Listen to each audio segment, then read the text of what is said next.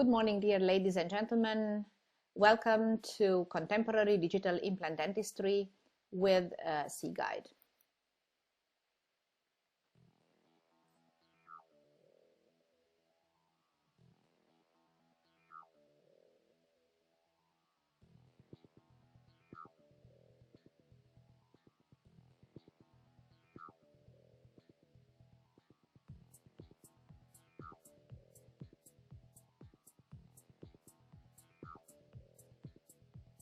The topic today would be the parameter of aesthetics on implants and their application in the digital workflow.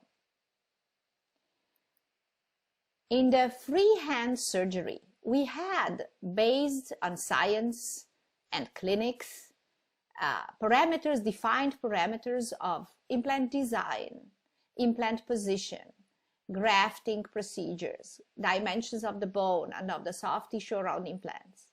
Now, in the digital workflow, we have technologies where we have to implement those parameters and also to find techniques and methods to make the treatments more minimally invasive, since this is the sense of the digital workflow.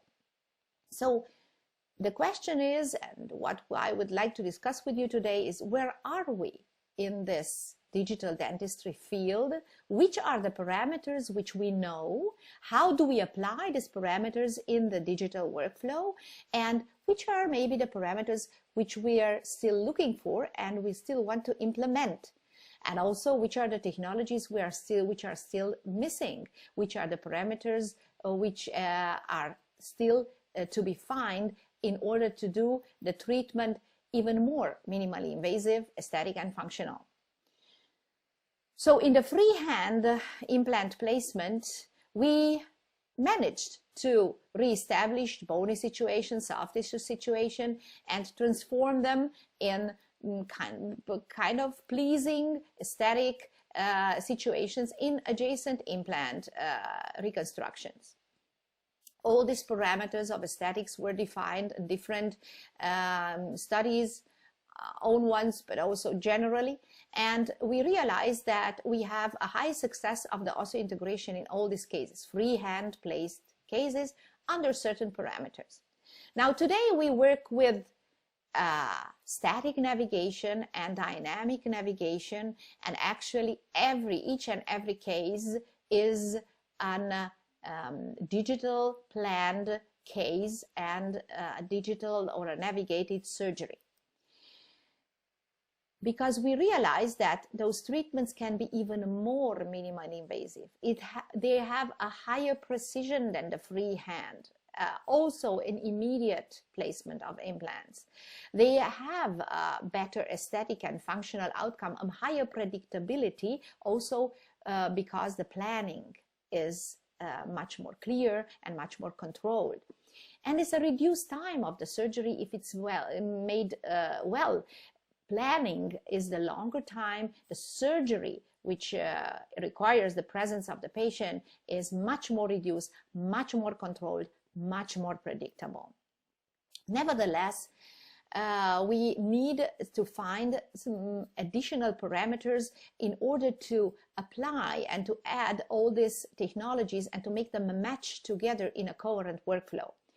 Now, the digital workflow is applied in our offices since a couple of years, and if we do a one-year follow-up on 12 patients, we see even a higher success of prosthetic reconstructions after 1 year, but more studies are needed. Some of the cases that we address today are part of the study and are the base of our parameters, aesthetic parameters, which we would like to design and to define for the future. The static navigation has 4 steps: scan, plan, make, done.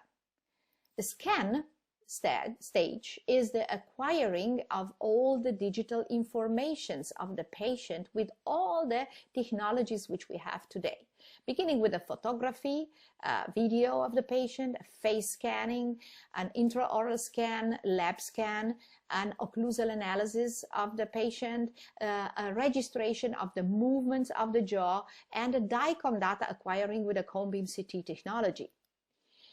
The photography is useful because not only for documentation, but it's a sine qua non condition for the technician to build up and to visualize 2D and 3D the future smile. We use cone beam CT technologies which have certain features, low dose capabilities, and we will work in the future with definitely 3D technology and not with a 2D. The jump is very short to that. A secure patient positioning, since we know that the positioning of the patient is one of the sources of mismatching, discrepancies, and distortions between the planning and the result. Then artifact reduction algorithm, a high image accuracy, and so on. We use intraoral scanners which have as high accuracy, precision, and trueness as possible, and that is why we follow the studies made and done by societies and by researchers, taking into consideration more and more newer intraoral scanners. We have the conclusion, preliminary conclusion, that we have a high accuracy of the intraoral scanners in single tooth or in reduced number of teeth situation or implant situation, but in a full arch situation, the accuracy is not as high as expected or as wanted. Another data acquirement is the registration of the movement of the jaw digitally, which is a huge benefit, a huge advantage, because it avoids the bite registration and also the face bow. Another advantage is that the movement of the jaw can be transposed in an increased occlusal vertical dimensions, which will be done in the same device, in the same technology, and this situation will be transported in all the phases of the digital workflow to the provisional restoration, immediate loaded provisional restoration, but also in the final restoration. So that movement can be implemented, the digital movement will be implemented in the planning software and in the CAD/CAM software, and worked with this movement and with this bite situation registered at the beginning. Sensor-based occlusal registration and adjustment is a mandatory condition when we work with implants, and this is the new state of the art of the occlusion. Blue paper is last year. We need a much more sophisticated and much more precise technology which offers us a precision of 25 microns in order to avoid overloading, shear forces, interferences on implants, because as we know, implants has no resilience, and all the prosthetic parts has not the resilience of the constructions on natural teeth. So we need definitely, and since we know the complications which can occur as a result of the overloading in terms of bone loss as one of the causes of periimplantitis, we realize how important is a very good adjustment of the occlusion. Then the next step is plan. What do we plan? We plan digitally. What can we plan with the technologies? 2D and 3D planning of the smile. So after the 2D planning, we match all this information that we have in the 3D planning. So beginning with the photography, where we can visualize with different softwares and technologies the new proportions of the teeth matching to the face. Now this 2D technologies made by Keynote can be automatized with some softwares, or even with the help of artificial intelligence and virtual reality or augmented reality to visualize in movement the teeth of the patient, adjust dynamically the modifications in movement. So very fascinating technologies to visualize 2D the teeth. Now, this 2D visualization can be, of course, walks-up to virtual walks-up, can be 3D done in the CAD/CAM software, matched with a face scan or with the photographies and with all the other virtual data which we acquire. This matching all this data, and the matching is also based on, sometimes on some of the parts of the matching are based on an artificial intelligence, is the base for planning the guide, the surgical guide, planning the implant position, the graft amount, the amount of and the technique of the bone grafting or soft tissue grafting of the implants, surgical guide, and of the provisional. Artificial intelligence is helping us also to find the nerve on automatized base. Also, the position of the implants will be done with help of the artificial intelligence on the spot, and this is all studies, ongoing studies. Now, after the planning, the planning is the base to the manufacturing of the parts, and the technology used for manufacturing is the printing and milling technology. Now, printing is the future milling. Printing is depending, the quality, accuracy of the printing is depending on the quality of the printer. And we print surgical guides, provisionals, models. Now, of course, there is need to studies regarding the accuracy of the printers, of the 3D printers in dentistry. One of the recent articles published together with Francesco Mangano, Matteo Bonaccina, Davide Faronato, and other colleagues are showing that using an initial reference, and also orthodontic models printed are showing that there are linear discrepancies between the printers, amplitude discrepancies, and also diameter discrepancies between the printers. And this is very explainable because the technology behind the printer is different. Some are stereolithographic technology, the others are light based on mirroring the images, and also the material used by the printers is different. Another interesting conclusion is that the linear and diameter measurements are different between the machines, and the trueness of the models is after 1 year after printing is different. That means that there are some dimensional contractions which happens over time. So this is a very interesting conclusion. Now, after we printed all these parts, we go to the surgery where we have all this part pre-prepared, the plan already done, and with the help of the static guide, we will place the implant in a perfect aesthetic driven position. And of course, all these workflows has a certain accuracy or lack of accuracy, which is subject of many studies, actual studies, ongoing studies, and previous studies. Beginning with simple cases and ending with more complex ones, let's go to different workflows and discussing about different issues in all these 4 steps and different parameters used and to be used in the planning. Now, this is a case of a 12-year-old lady which is having had an accident and has a soft tissue deficiency, which will be corrected by a connective tissue graft in the first row, and then having the enough amount of bone, we do a digital planning of the implant. This is the perfect positioning and the soft tissue situation after the provisional abutment. respecting the amount of the soft tissue gained and respecting the design, the S-shaped form design of the final abutment, we can get a nice aspect of the soft tissue around the single implant, but also adjacent implants.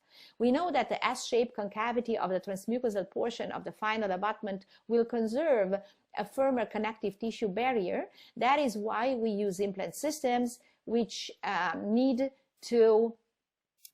which have already the concave profile of the running room and is the base, which is the base for a very nicely done individual abutment. That is why the final result in the model, but also the final result in the mouth, are very pleasing. And this situation is stable in time. Another case, more an interdisciplinary case, is a missing lateral case of a young lady with a kind of gummy smile. The orthodontist opened the side for an implant in the lateral zone, and after finalizing the orthodontic treatment, we make a smile design with a keynote procedure to see what is the aspect, what would be the aspect of the final reconstructions which the patient can have in order to compensate a little bit the gummy smile and give the patient a pleasing result.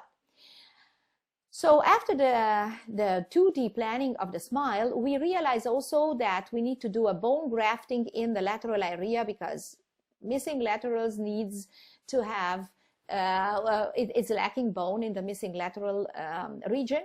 And we choose an incision techniques which don't give, not an intrasulcular incision, which gives a recession, but also not an papilla sparing incision in order not to have scars in that visible gingiva. So we use an incision which is an hybrid incision between the both with the papilla sparing and half intrasulcular incision. So the aspect of the tissue after the grafting is like this, and then we can go to the 3D visualization of or 3D walks-up based on the 2D visualization of the smile, and the planning of the implant based on the aesthetic 3D walks-up, digital walks-up. You can see in the planning software the amount of bone grafted and the reality that we can place now the two implants in an aesthetic position. We respect two important planning parameters I will show you in a minute. And after the planning, we can go with a very precise guided surgery. The parameter of planning respects two algorithms. The depth of the insertion, which is around 4 millimeters from the free gingival margin that we achieved, right? And the implant is also 1 millimeter subcrestally at least. And another parameter is the total buccal distance. That means the distance of the color of the implant from the most buccal contour, which you see with a green line, should be totally around 4 millimeters. By this preliminary planning, we realize that after the uncovery and after the doing the CAD/CAM milling, planning and milling of the veneers, after 2 years we have we superpose the STL file with the cone beam CT of the implant planning, and we realize that the distance which we planned is still there. That means this parameter is enough to maintain the stability of bone and the soft tissue or the main volume around implant. That means the aesthetic appearance of the construction in the long time. And based on the future cases, we respected this parameter on the following cases. We respected these parameters as an algorithm, not necessarily the amount of the bone and the amount of the soft tissue separately, but the sum of these two dimensions buccally and vertically, meaning in the depth of the insertion, and evaluated the results. So this is the case of this young lady. So what is the situation in the full arch navigation? We have the same workflow in the full arch navigation by scan, plan, make, done. Immediate placement, immediate loading. Trying to define the algorithms and to respecting the algorithms which we preliminarily know in all these cases and evaluating the result. This is an ongoing study. The FP1 situation is the situation where you place the implant in an extraction socket without destroying the structures existing there. Soft tissue and bony situations are enough, are sufficient for our restoration. And this is an example of the workflow in a daily base.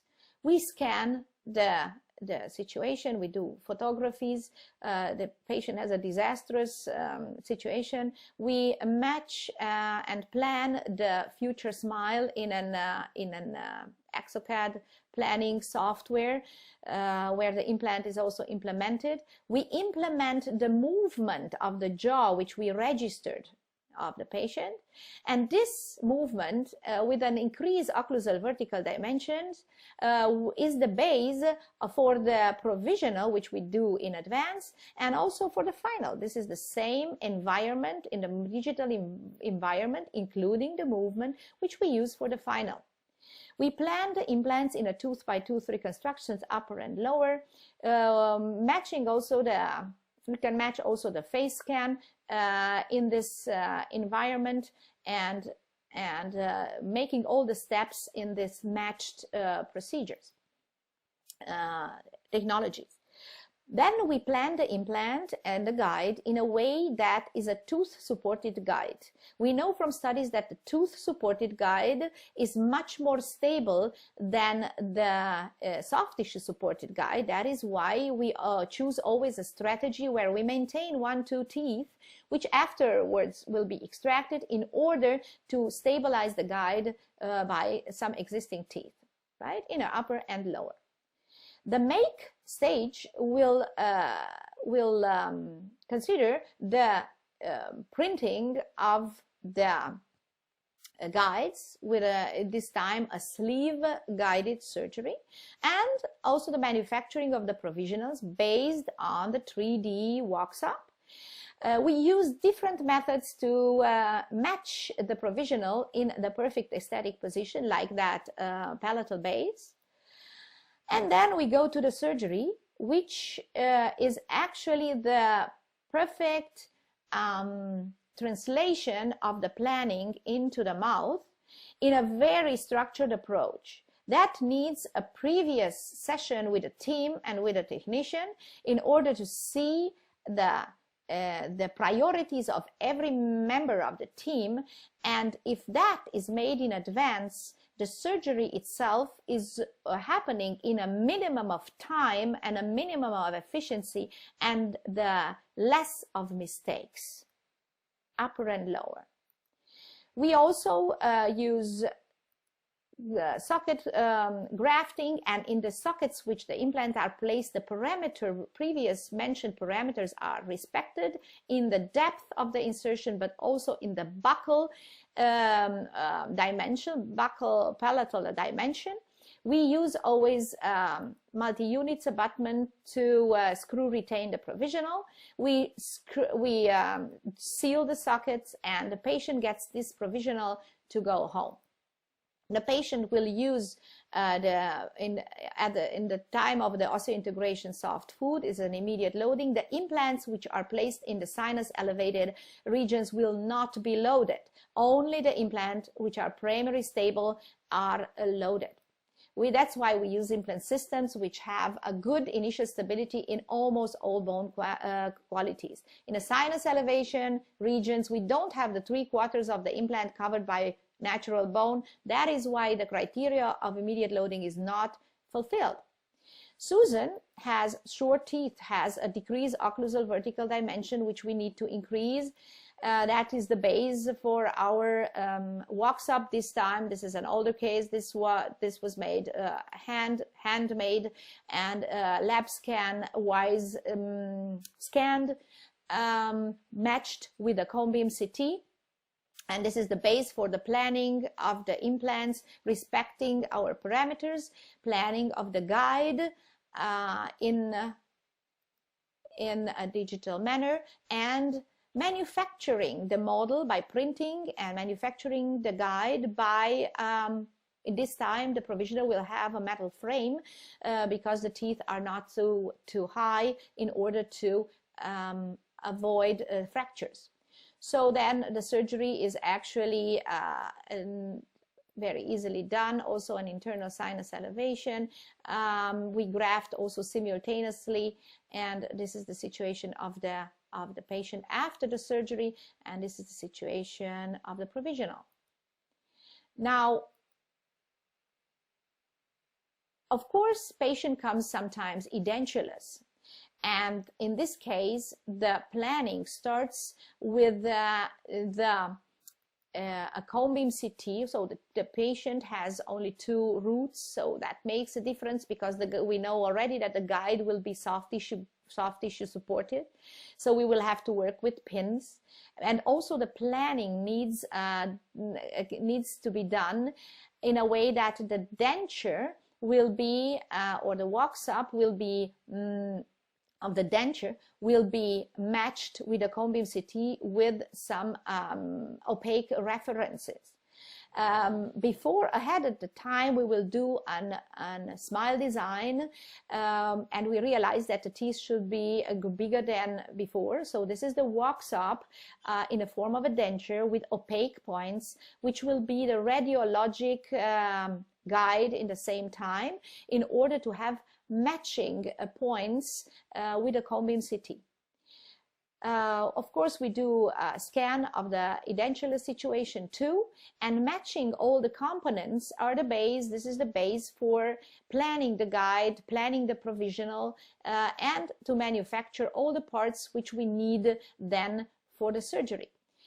We can get also a model-based provisional and a provisional screw-retained abutments, the provisional in advance, the guide, and a kind of aesthetic guide or simple guide for the lower jaw, since in the lower jaw we don't intend to do a fully guided surgery. The provisional is there and we go for the surgery. The set of the insertion is very well organized, where we go from length to length and from the diameter to diameter in a very coordinated way, so it's no way for mistakes. The surgical procedure was done and the screw retained abutments are inserted. The patient is going home with a provisional which is screw retained, and this is the situation directly after the surgery and sinus elevation. The situation immediately after the surgery is quite okay and looks really minimally invasive. Now, after the healing of the implants, after the integration of the implants, which can be between 4 and 6 months, in this case 6 months because of the sinus elevation, we do an impression over the multi-unit abutments. The implant has a conical, more tapered conical connection. Therefore, in order to have no vertical discrepancy of the impression, we do all impressions over the multi-unit abutments with an open tray. In the lower jaw, we can do a closed tray because we do single teeth screw retained restorations.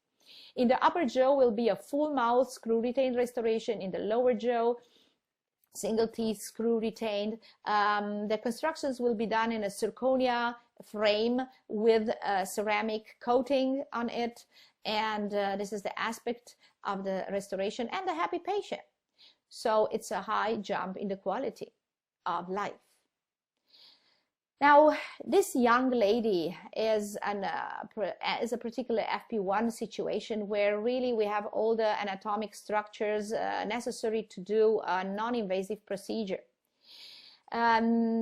Nevertheless, we use criteria of insertion of the implant an extraction of the tooth, which are a consensus. That means if a periodontally ill, sick tooth is, after 1 year of treatment, still infected and still mobile, and the residual bone height is less than 8 millimeters in some region, is the time to place an implant. After those criteria, and the criteria that the tooth should be as healthy as to be held in the mouth then for the next 10 to 20 years, we extract all the teeth in the upper jaw, and in the lower jaw we maintain 7 teeth which are stable periodontally on the long run. I have a high predictability periodontally seen. We do a wax-up which we scan by the lab scan. This work was done by Uli Hauschild. We explain the patient what she will get. She will get single teeth in the frontal area, small bridges in the lateral area, all implant supported, and in the lower jaw we will maintain 7 teeth and the rest will be replaced by implants. Matching, as in the previous situations, the cone beam CT data, the DICOM data, with the STL file of the wax-up. This is the base for planning the implant, finding in a perfect aesthetic position, planning the provisional abutments, screw retained or even cemented, planning the grafting in the lateral area, planning all the surgery step by step mentally. So this is the moment where we use all the algorithms which we know regarding the implant design, choose the position, the number, the grafting procedure and their sequence, the navigation type, the surgical guide type even, the prosthetic reconstructions provisional and final. Some of the steps, meaning implant planning, in the implant planning softwares, in the CAD/CAM softwares, and also in the matching of the technologies are based on artificial intelligence, and this is a technology in digital dentistry which is very, very much incoming. Now, remember the parameters of the bone and of the soft tissue which we need to respect, the 2 millimeter of bone and the 3 millimeter of soft tissue and the thickness, height, and keratinized tissue. We tend to have these parameters. And we tend also to achieve or to maintain a height of the papilla or height of the soft tissue, the cemented restoration as a final restoration, knowing that in very many anatomical situations, like 80%, the screw is coming out buccally if you don't use a multi-unit abutment for single tooth, which is transforming that in a screw retain reconstruction or a tilted canal. We respect the parameters and algorithms of the depth of the insertion of 4 millimeters, and also the buccal, the distance between the color of the implant and the most buccal contour of 4 millimeters in order to assure a stable aesthetic situation on time, preliminary. So we have this provisional in advance. We go for a flapless surgery where we maintain 2 teeth in order to support the guide, because we know that the tooth supported guide is much more stable than the soft tissue supported, and we go to the surgery. Which is very well planned, and we can see a precise positioning of the implants, which is much more precise than the freehand, and this is documented in the literature. Due to the lack of accuracy of different technologies, lack of accuracy of the matchings, until now we still have a discrepancy, and also in the discrepancy and the lack of accuracy of the printers. We have a discrepancy between the planning of the implant and the insertion of 0.7, 0.8, or even less, depending on the chain and on the digital workflow and a lot of technologies in the workflow, implemented in the workflow. And this is the subject of a lot of studies, and because we try to decrease the lack of accuracy and to create a smooth workflow with the less lack of accuracy possible. Nevertheless, knowing that there is a discrepancy between or a mismatch between the planning and the placement of the implant, we have to take that into consideration in the planning of the implant. So nevertheless, the aesthetic planning of the implant is as we planned, as you see, is mainly the same as we planned in the software. This is the situation after the placement of the implant and insertion of the provisional, which looks pleasing after the day after, and the patient is satisfied. We check the occlusion with a sensor-based technology in order to have a balanced occlusion and a very well an occlusion in harmony, because it has an immediate loading and we don't have to have overloading on the implants.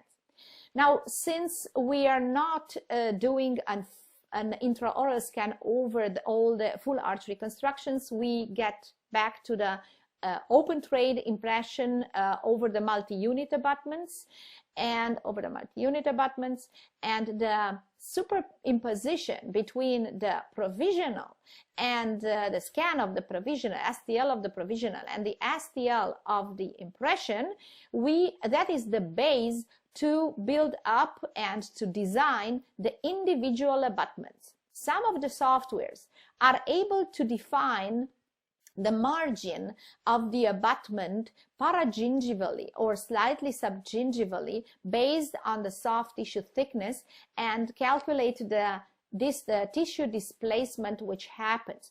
And those are parameters, those are technologies which we have to implement and to use in the softwares in order to have a predictable margin of the abutments and design of the emergence profile.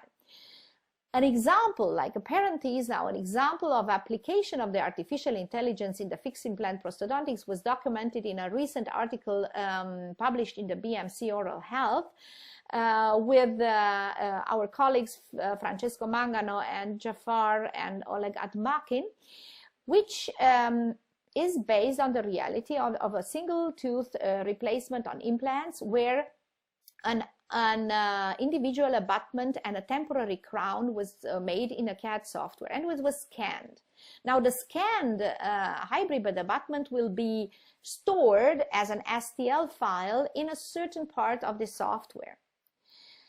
Then after the healing, and in order to do the final crown, instead of doing pouring a model or printing a model and doing the final crown, we scan again the final abutment, and the software is able in this moment to take the data, the STL file from that individual case and match it with the actual case through an artificial intelligence mechanism.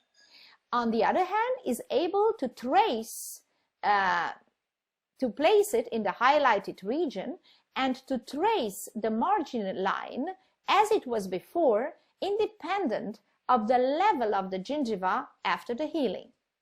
This way, the software can place and can model the final crown with after this design in the same software, reducing the time of the manufacturing of and avoiding printing, which would avoid at the same time lacks in the accuracy of the result.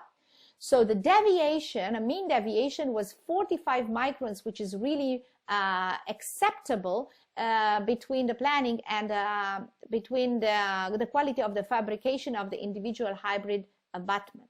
So that is why is a statement that artificial intelligence implemented is reducing the time and facilitating the precision of the final reconstructions. Back to our patient, the design of the individual abutment have the S shape, which we need to have, and the margins of the abutments are paragingivally or slightly subgingivally. A parameters which has to be respected and maybe implemented also in the CAD/CAM systems is the 3 to 4 millimeter between the margins of the abutment in order to assure the papilla between the implant crowns. Nevertheless, we learn from our mistakes. The situation is after 2 years stable, that the way it was before.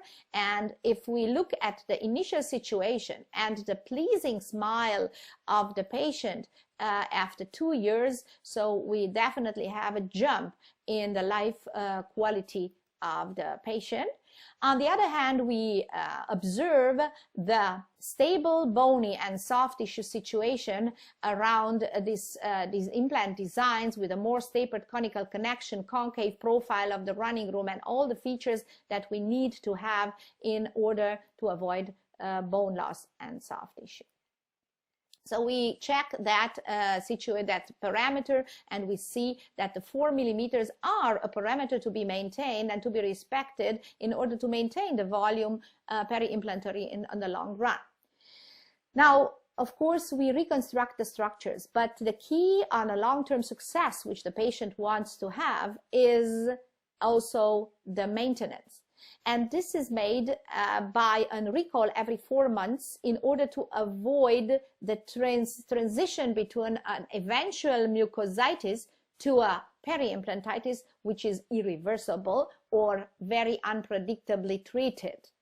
So that is why we do a recall every 4 months to treat any mucositis if it's necessary to avoid peri-implantitis. On the top of it, once a year, we do a decontamination with one of the technologies out there and an sensor-based occlusal control or adjustment, especially in not only in implants, pure implant-supported situation, but also tooth and implant-supported situations, in order to avoid any occlusal shear forces or forces which would damage the implant and cause bone loss. That is why, based on seconds and on microns, the sensor-based technology is able to adjust the occlusion in an implant and teeth situation by implant time delay, or in pure implant situation by measurement by seconds. So all these parameters can be read in the Handbook of Research and Clinical Application of Computerized Occlusal Analysis in Dental Medicine. All the occlusal adjustment has to be done, as mentioned at the beginning, in all the steps of the restoration, from the beginning, provisional, final, and once a year, in order to have one of the conditions fulfilled of long-term maintenance of the restorations. And this is one of the subject of a multi-center study which will be published end of this year. Now, the sleeve-guided implant surgery has its disadvantages by the lack of sterilization, by the sleeve guided surgery, we are not able to control the primary stability of the implant, and so on. That is why there are other guides, sleeveless guides, which are an innovation in the field of guided surgery, and seems to have a couple of advantages.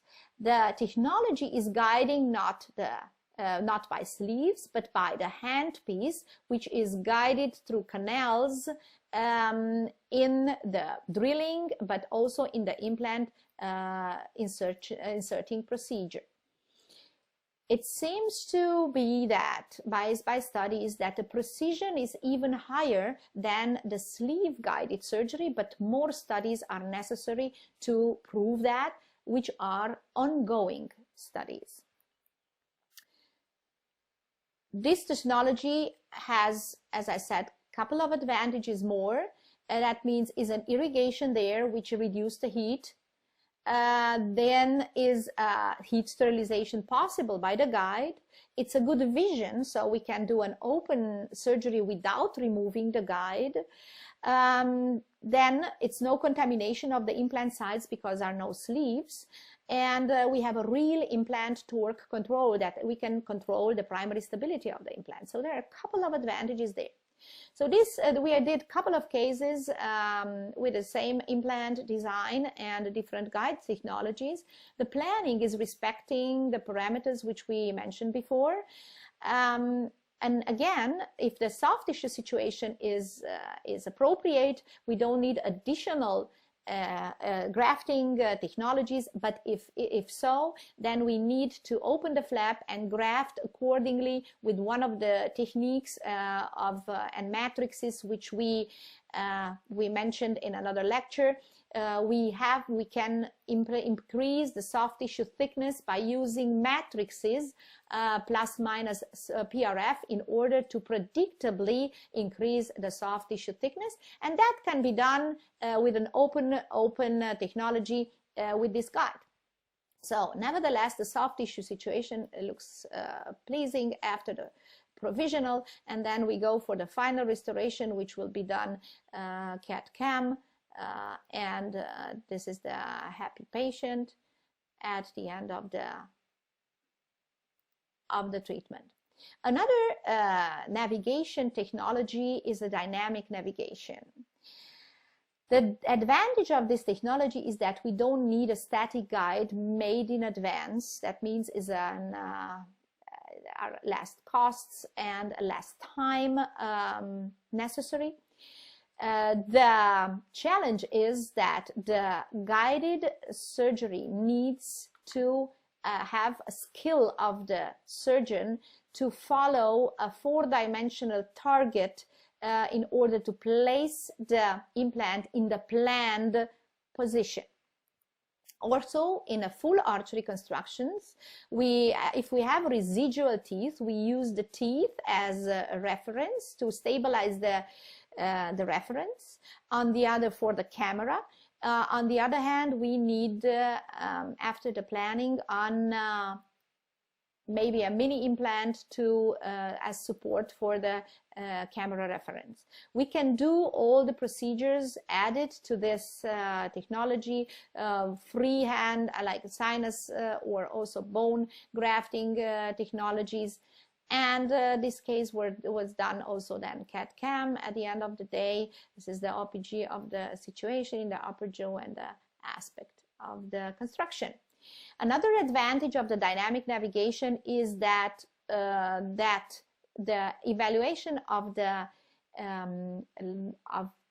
deviation is can be done immediately with a software immediately at the surgery.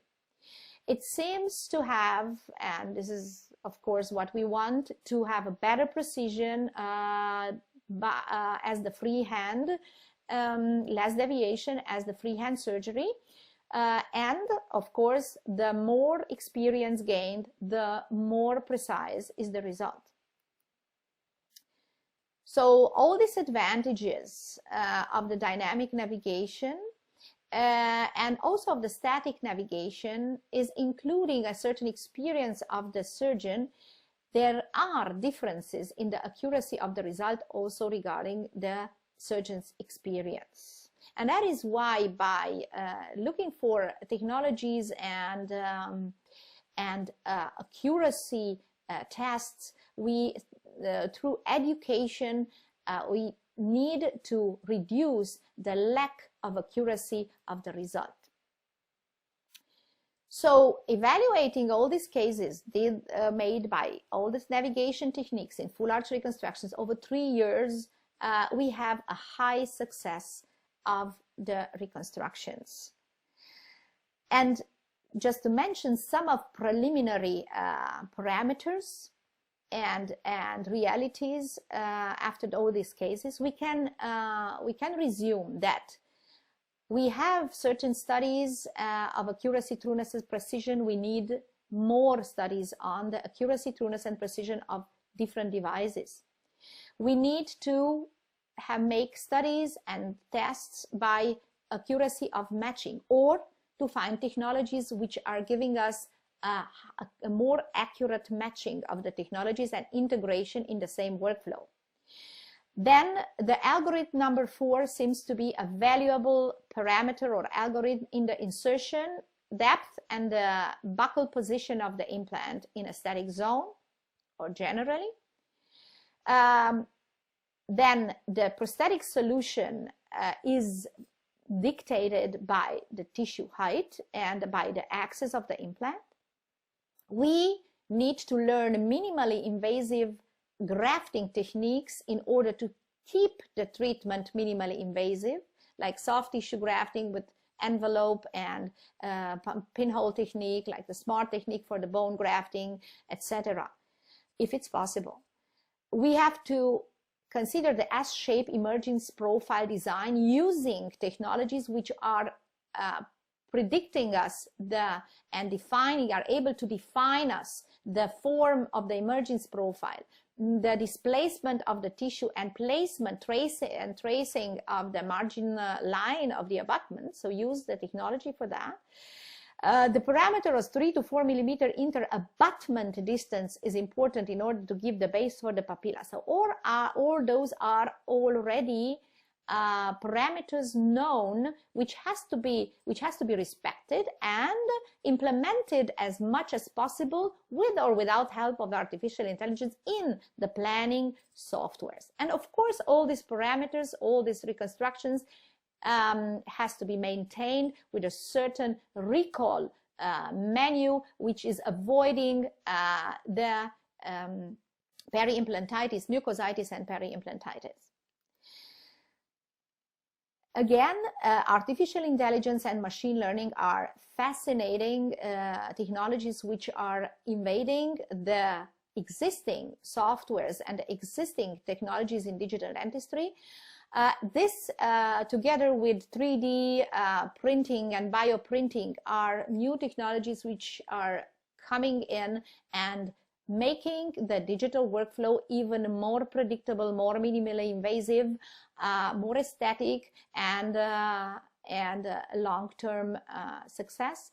And this is what we need to implement based on scientific results into the daily work in order to have with our patient a common satisfaction.